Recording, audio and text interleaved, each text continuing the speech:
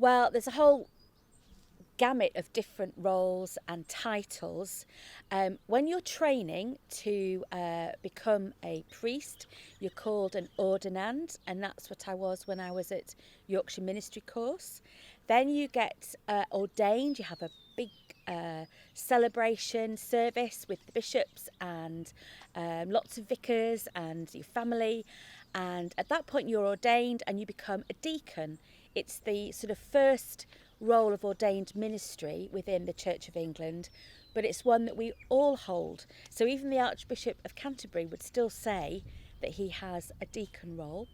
Then after a year of being a deacon, you're ordained again, but this time to the priesthood. And at this point you become a priest. So you can at this point take weddings, you can do the Eucharist, officiate at the Eucharist or communion, but you're still training. And as you're training, you are called a curate.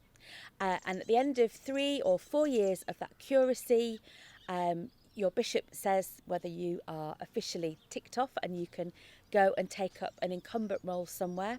And then you go on to be a vicar or a priest in charge, or in some cases, a rector. Some of these are kind of quite old names, and it depends on, to some extent, the nature of the parish and the way that the priests are paid. If you are a priest, it might be at some point you take on the role of being an archdeacon, which is a sort of a role up from being a priest. That in that case, you're working with the whole of the ecumenical area, and you might then go on to be a bishop or even an archbishop. So there are lots of different roles within the Church of England, but we are all deacons and priests, and we're all called to serve our communities.